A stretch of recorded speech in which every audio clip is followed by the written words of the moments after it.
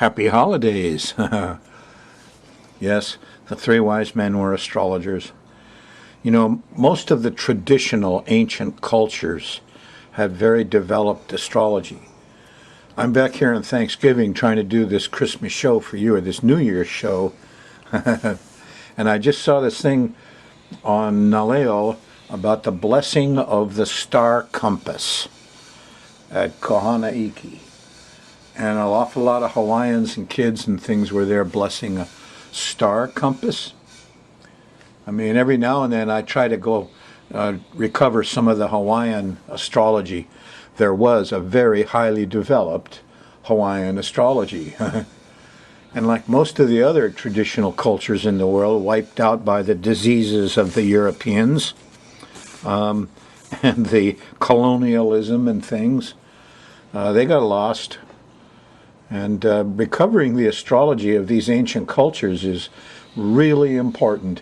I mean, we have no idea how the three wise men really did it. I have some pretty good ideas. I know it was Saturn and Jupiter, and they were how do they find the location exactly, and the time is we can barely get there now to discover how these guys did it. And certainly the Mayan astrology and others, and the Egyptians, very highly developed things we have no idea about. So recovering these lost astrologies is important. Reason I'm telling you about it is if there's somebody out there, you know, who knows about the blessing of the star compass at Kohananiki, gee, give me a call, will you? 322-3584, Rollin Frost. Tell me about it. Any knowledge I can gain about Hawaiian astrology, whoa, I'm after it right away.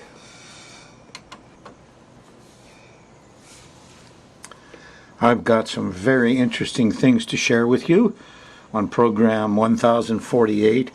We're in the Sky Mirror.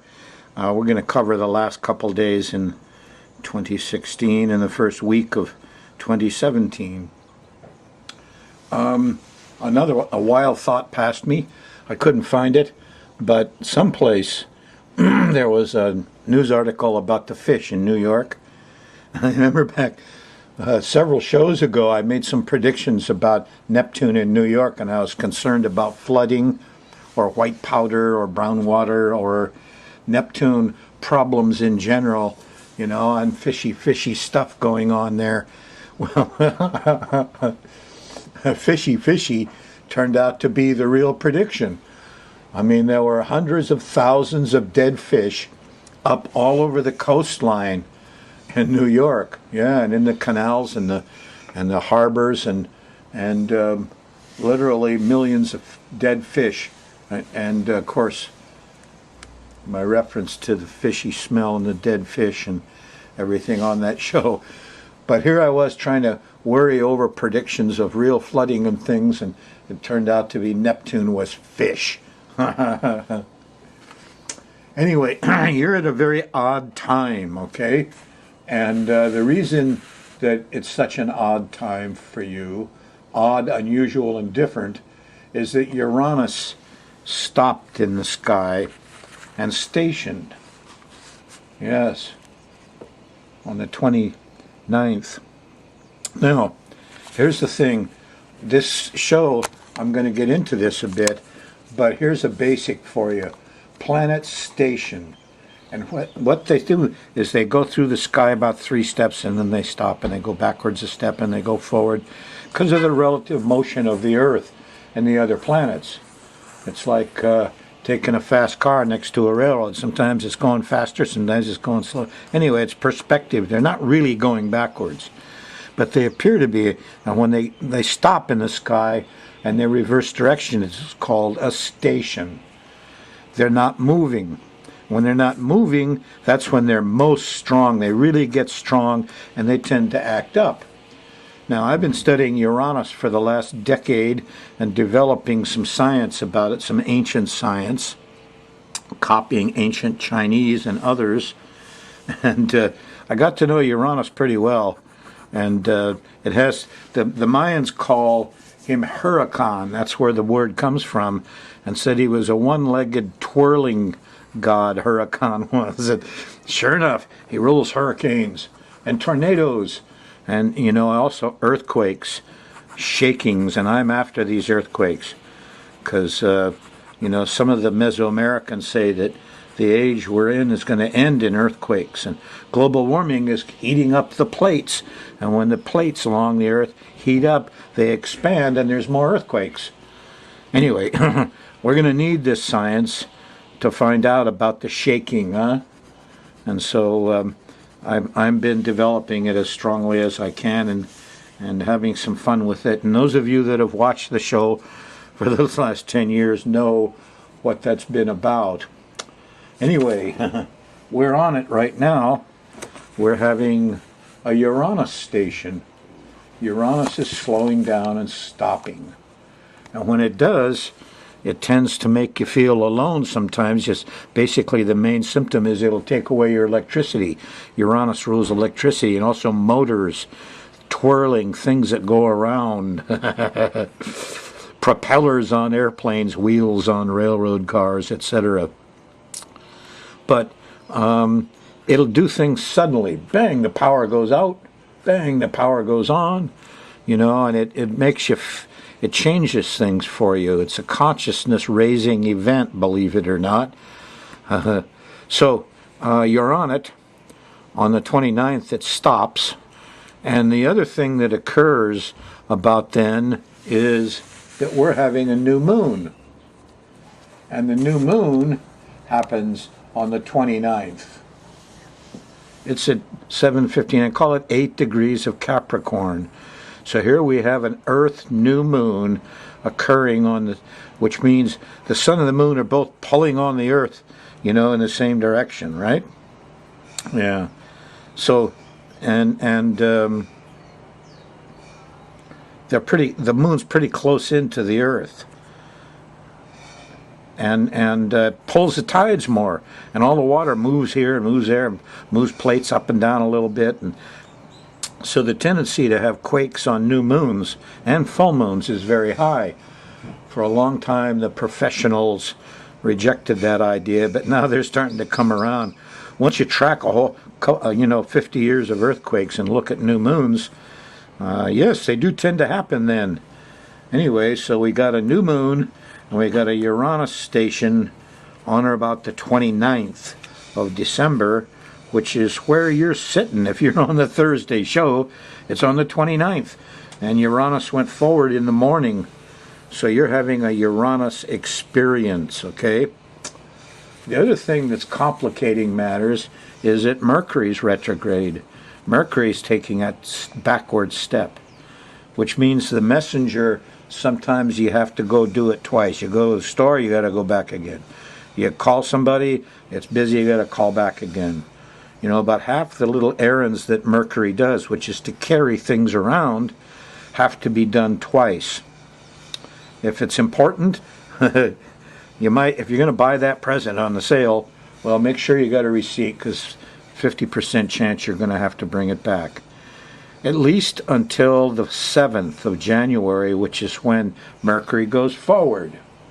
And now, the reason I'm bringing it up now is because when Mercury's retrograde, there's even more tendency towards these hurricane quake. It interrupts, takes down the ability to communicate and get around. Well, that's classical Uranus. That's what Uranus does. Yes. So, you're on it right now. First, let's get after the sky mirror. Business first. This is supposed to be New Zealand, where there's a high likelihood for quakes. Anyway, let's talk about your world. What's going on day by day? I'm going to go over the next 10 days for you and the next 2 weekends so that you can plan your holidays and your weekends better. And here you are on Thursday, and the moon, see, goes around this once a month. So the moon's coming along here, bang, it hits the sun. That's the new moon. And there you are, Thursday morning. It happened. And then Thursday in the middle of the day, the moon goes by Pluto, and there's powerful, interruptive kinds of things going on, mostly through Thursday night. So here's a square to Jupiter. a square to Uranus, and a feeling of Pluto, a little panicky. So here's a very high likelihood that, yes, if you're watching the Thursday show on the 29th, there could be shakings around the world, and you're probably hearing about them. And you could have little shakings in your own life, too. Yeah, they happen. Woo. Forget to pay the electric bill? No. Let's look at this day by day, okay? The moon's in Capricorn as you're watching the show. You're on a nice new moon. I mean, Capricorn is a fairly good new moon because it sextiles Neptune, and it brings inspiration and color and art and music. And well, Neptune, you know, is two-edged. He's got two sides to him. Don't accept Roundup or phony corporate religion. Go for the real stuff. Color, art, music, sensitivity, the ocean, the fish, the flowers, the colors. Those are the real Neptunes, huh? Sorry. But we're going to do Neptune for a month after this new moon, and it'll be kind of nice. So there's sparkles and colors and things going on here on the morning of Thursday the 29th. Promises to make your New Year's very pretty and musical. So as you go through Friday and Saturday, here Friday the moon goes into Aquarius in the afternoon, and everything changes, and it becomes more calm and more electric. You're now in a fixed air sign, intellectual. So we're thinking about everything here, and a lot of this stuff gets to be quite nice when the moon sextiles Saturn at 22 Sag, trines Jupiter at 22 Libra, and sextiles Uranus here at 21 Aries. So there's a soft spot where everything's in harmony. Yeah, and it comes up really Sunday morning, kind of early. You'll feel it Saturday night. You'll feel it all day Saturday, actually, as you go through here. And the neat thing about this time period is Jupiter and Saturn cooperating with Uranus. That's like Republicans and Democrats cooperating with management, cooperating with unions. Oh, we pretty much killed the unions in this country, huh? Oh, too bad. Anyway, the nice thing about this is that Sunday morning we have all these great, wonderful wisdoms coming out, and sudden things, and maybe King Trump will change his mind about climate change. Can we call it global warming, please? Anyway, a lot of breakthroughs are possible here in a very easy way. Jupiter and Saturn have to do with the political people, the lawyers and the judges, and Uranus is the technical science guys like me. Anyway, the nice thing about this beautiful morning, Sunday the 1st of January, is that by the time you get to the evening, here's Venus. So the moon's going to make all these wonderful, solid judgments and settling issues and planning and optimism and brotherhood from Uranus is going on here even Sunday morning. This is a New Year's that could be wonderful, and it ends Sunday night when the moon hits Venus. You'll see it in the sky if it's not cloudy. 2-3 hours it'll be up still after the sun sets. You'll see the moon and Venus together in the sky. Beautiful. Some love. This is quite a day, Sunday the 1st. I'm impressed. Starts with wisdom and settling issues and brotherhood and ends in love. What a nice day Sunday, January 1st is. Wouldn't it be nice if the whole year was like that? Well, the moon shifts into Pisces Sunday night, kind of late after dinner, and it feels that it changes again. By golly. And more Neptune, huh? Because Neptune's in Pisces. And as you go into Monday the 2nd, you're still feeling a little Venus here, aren't you? Kind of lazy and loving. Well, in the middle of the afternoon, the moon's going to go by Neptune. And it's sextile the new moon. So Neptune's kind of, perky. A lot of color, art, music. This is not oil. oil is Neptune and drugs, and there's a bad side to this guy. You know, when you got to smell things carefully. Smell the bad fish. Now Mars is there. Actually, the moon's going to hit Mars first. Mars is at 8. Neptune's at 10. So you're going to feel the surge of energy, and machismo, and the oil companies are going to be aggressive, and the drug companies aggressive and protect themselves. Oh, Roundup's okay. It doesn't make people sick. You can throw it around every place. Uh-oh. So there could be some defense of some bad Neptune stuff. But somebody's got to go clean up all those dead fish, huh? A few weeks ago in New York. I wonder who did. Young people, probably. So you might be cleaning up some bad fish Monday night. I don't know. Time to protect the fish in the oceans. That's what it's about. Tuesday, the moon's still in Pisces. And you're getting things done in the morning with the sun and Pluto. But then it slows down with Saturn, square to Saturn in the afternoon. And ugh, leaf blowers, trimmers, machines in my neighborhood. I'm going to use this square to Saturn to stop for a moment and let the noise go by. So you got stuck Tuesday afternoon, didn't you? That's okay. It's the way it's supposed to be.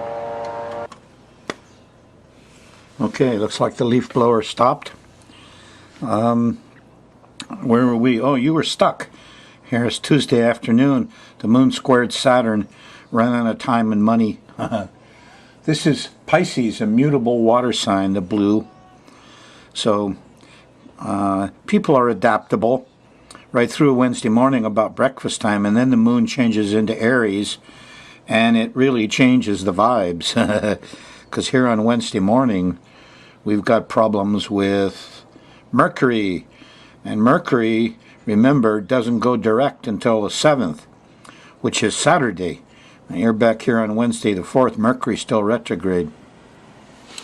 Sometimes I go out to do an errand when Mercury's retrograde, and I go out on the porch and I stop, go back in the house, come back out again. So I've left twice, and Mercury's happy. Or make a phone call and let it ring once and then hang up and punch redial real quick, and you've called twice, and Mercury's more satisfied. Anyway, there's Mercury trouble here. It's early Wednesday morning, and you may find it'll be difficult if you're out on the road trying to get to work. And as you go through the rest of Aries, it could become pretty strange, because there's Uranus waiting there. And here's your second real quakey, shaky period. Here's when the Mayan god Huracan, twirling around and limping, could get real active again. Of course, it starts there Wednesday morning when Mercury is acting up. What do you mean we can't get there, or we can't talk on the phone? But Thursday morning, here's a sense of panic. Here's the sun hitting Pluto, and here's the moon going through Aries, and it hits this point at 15 degrees, and it squares Pluto, and there's a panicky feeling. Yeah. Which bodes ill for our earthquake problem in a way, because right after the sense of panic and eek, a bug, when the sun's hitting Pluto and the moon's squaring it, seems like the men are all panicky a little bit, especially. Anyway, Thursday afternoon and evening, here's the moon going by Uranus. It trines Saturn afterwards, and here's authority figures trying to say, don't worry, we'll take care of it all, but there's an opposition to Jupiter, and the rich people and things expanding and people wanting too much is a problem.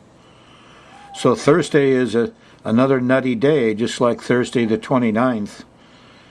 You're going to have Thursday problems for a while.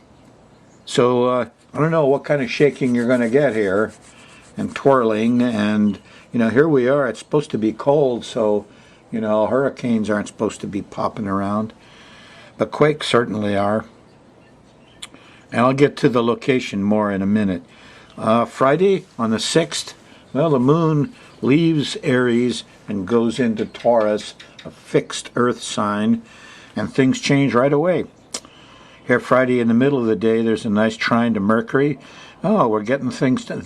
Mercury is not quite gone direct yet, But it's slowed down to the point where you can think clearly. The meaning of words come out, bang, all of a sudden. It's quite nice.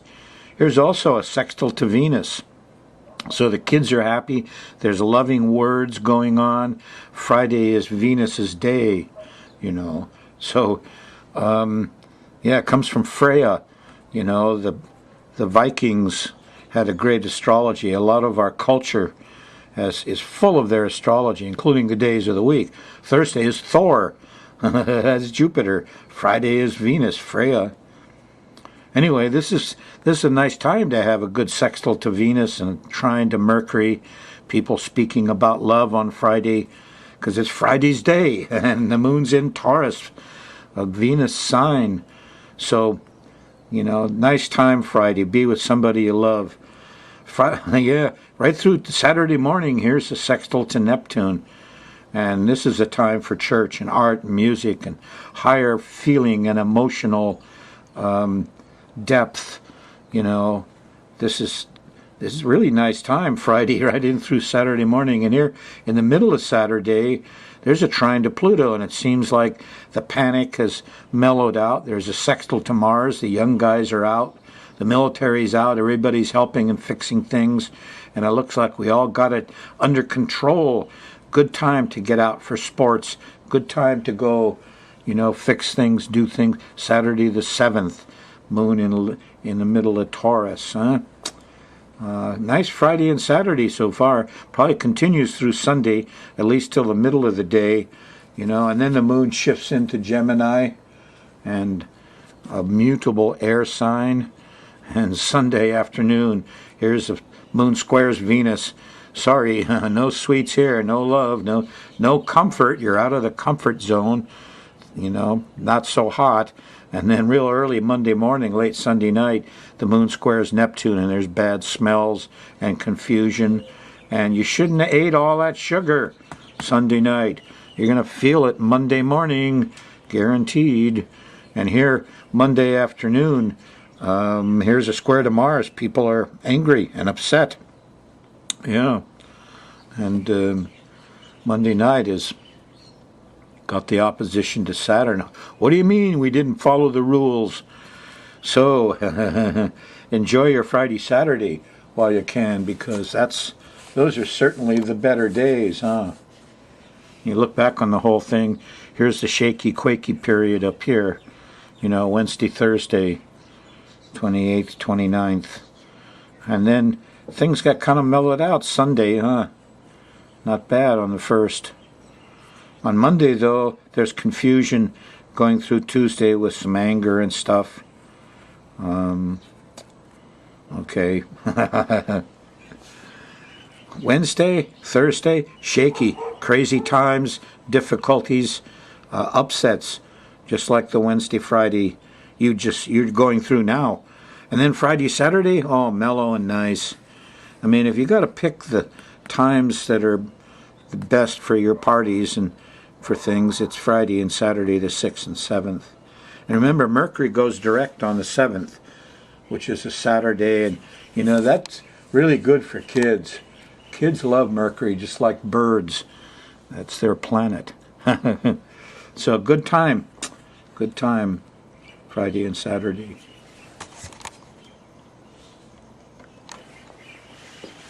Okay, let's take a look at the science I've worked on for a decade. Here's the astrocartography of the new moon on December 29th. We're going to pick out the places where Uranus is going to act up and likely earthquakes. Here I call it the tendency to twirl. I notice that, things going down the sink, the twirling it's not as strong sometimes as other times. The tendency to twirl is variable. Watch the water going down your toilet. So here's this line where Uranus is on the IC and there's shakings and chaotic stuff at home, through West Africa. That same line runs right up through Madrid and up through England here in Glasgow, right through the edge of France, West Shore.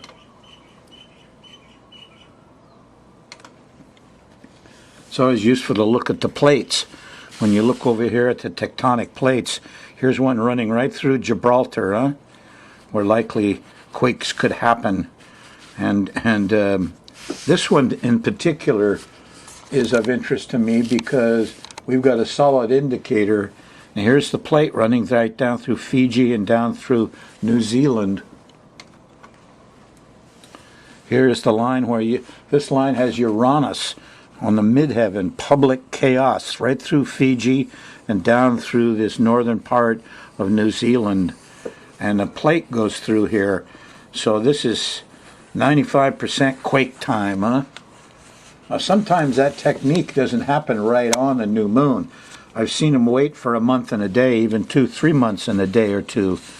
But I think this one's going to be pretty much on time. It's not just the three wise men were astrologers. Benjamin Franklin was. Here's the way his almanac looked. He published this for decades. It's all about astrology. Interesting. Ben felt the same way I did. He said in 1751,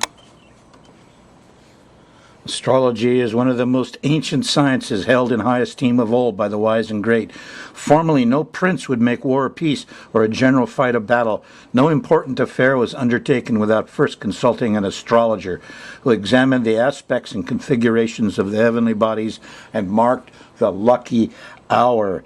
Now the noble art, more shame to the age we live in. Yes, shame to the age I'm living in. It's dwindled into contempt. The great neglect us. Nobody uses it anymore except for gilding pigs and the best time to harvest corn. So Ben was not happy.